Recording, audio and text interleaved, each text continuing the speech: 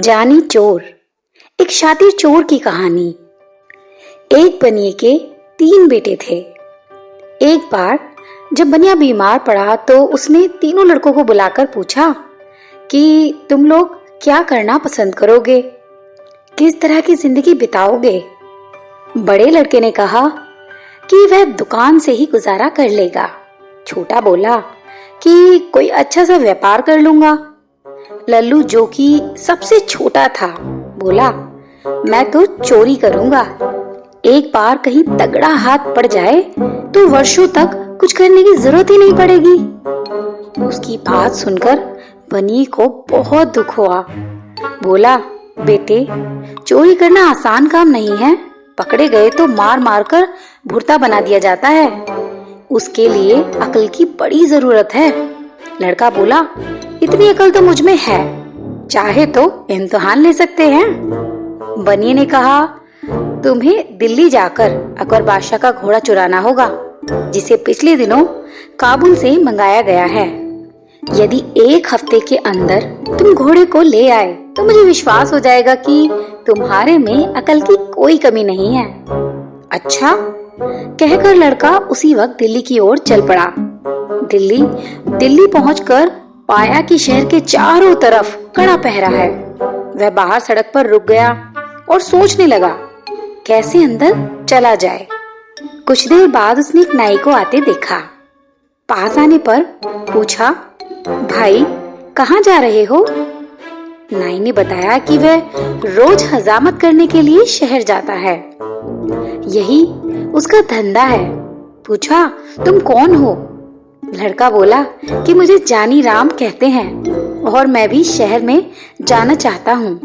नाई ने बताया कि शहर के अंदर वही आदमी जा सकता है जो कुछ काम करता हो। फालतू आदमी को शहर में घुसने नहीं दिया जाता है भाई।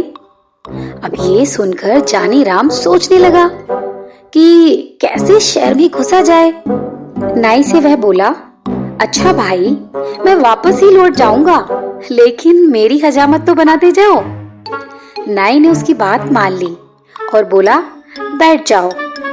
जानी राम बैठ गया, किंतु पानी न होने के कारण हजामत कैसे बनती। तभी जानी राम ने दूर एक तालाब की ओर इशारा किया। बोला, वहां से एक कटोरे में पानी भरकर ले आओ, तभी हजामत बनेगी। नाई ने अपनी पेटी वहीं रख दी और पानी लेने चला गया। अब क्या था कि जानी राम ने पेटी को कंधे पर लटकाया और अपने को नाई बताकर तेजी से शहर के अंदर घुस गया। शहर पहुंचकर वह एक भटियारी के पास रहने लगा। धीरे धीरे उसने भटियारी को काबू में कर लिया।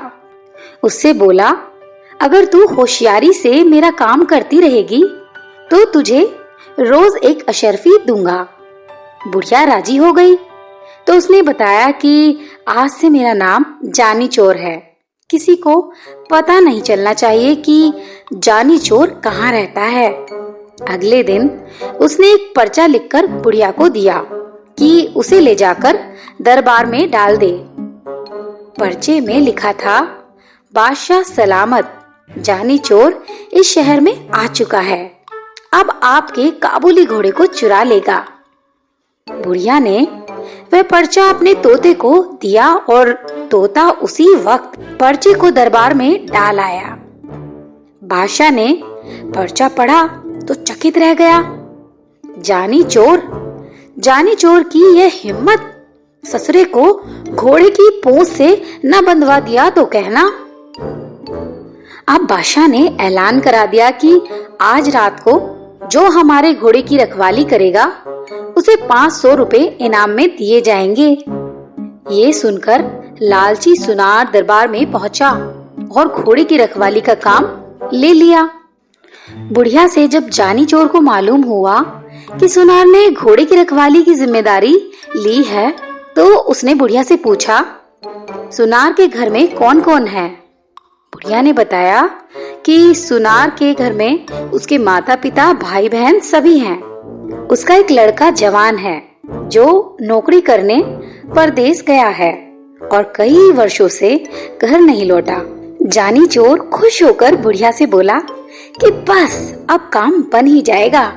तू लोहा, पीतल और गिलट के कुछ टुकड़े जमा कर और एक पोटली बना ले। बाहर से सुंदर रेशमी कपड़ा लपेट देना। बुढ़िया ने वैसा ही किया। शाम के वक्त जानी चोर ने पोटली बगल में रखी और सुनार के घर जा पहुंचा।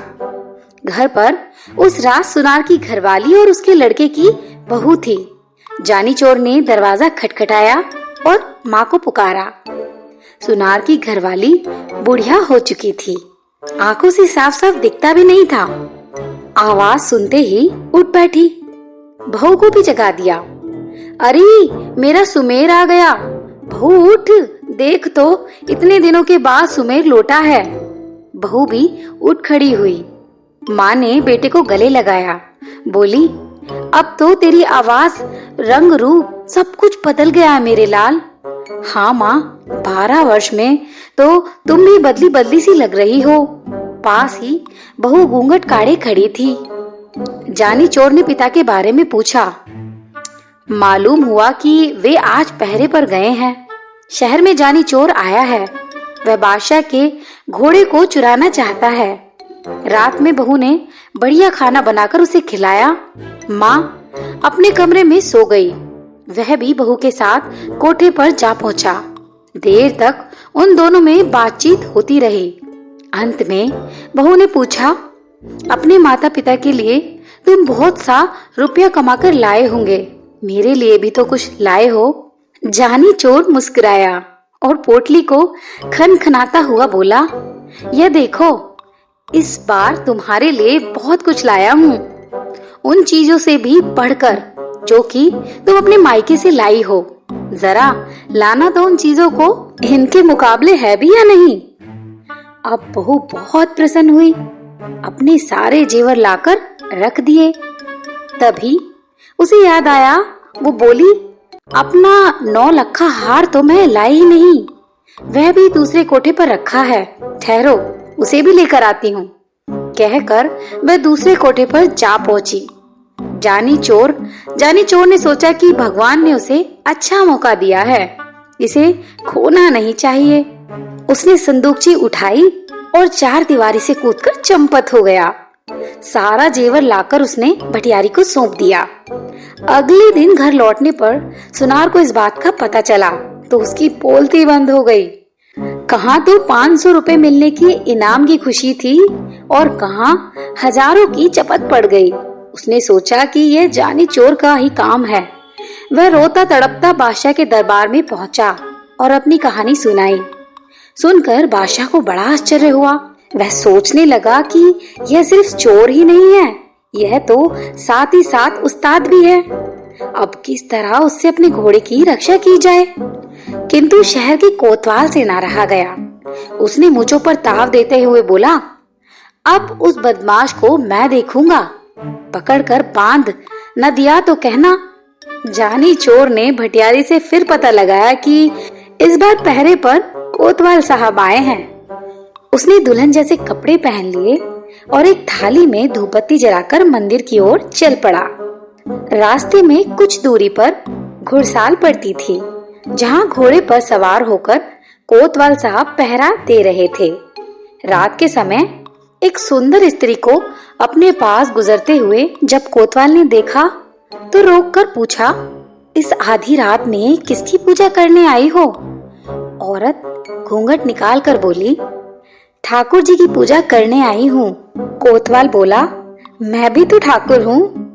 औरत हंसी के स्वर में बोली, हटो जी, क्यों मजाक करते हो? कोतवाल बोला, मजाक नहीं, सच कहता हूँ।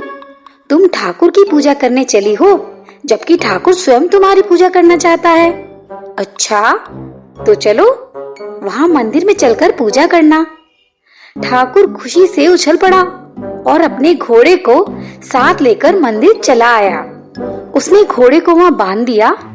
हथकड़ी, पेड़ियां और बंदूक लेकर औरत के साथ मंदिर के आंगन में जा धमका।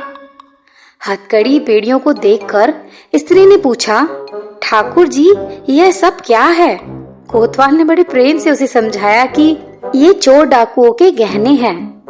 मैं इन्हें पहनकर देखूंगी। यह कहकर स्त्री ने हथकड़ियां लेकर अपनी कलाइयों में डाल ली।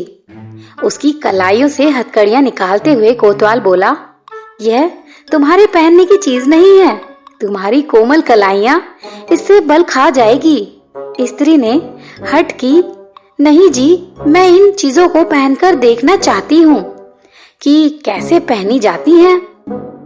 अच्छा तो रुक जाओ, मैं तुम्हें दिखाता हूँ इन्हें कैसे पहना जाता है। जैसे जैसे मैं बताता जाऊं वैसे ही तुम मुझे पहनाते जाना। कहकर उसने अपने हाथों से हथकड़ी और पैरों में बेड़ियां डलवा दी। फिर मुस्कुराता हुआ बोला, देख लिया, इस तरह पहना जाता है। अब इन्हें खोल दो। कोतवाल की बात सुनकर स्त्री जोर से हंस दी। उसने अपनी नकली वेशभूषा को अलग किया और बंदूक उठाकर कोतवाल की छाती पर रख दी। पूजा करोगे बरखुरदार? अब जानी चोर का रूप देखते ही कोतवाल के होश उड़ गए।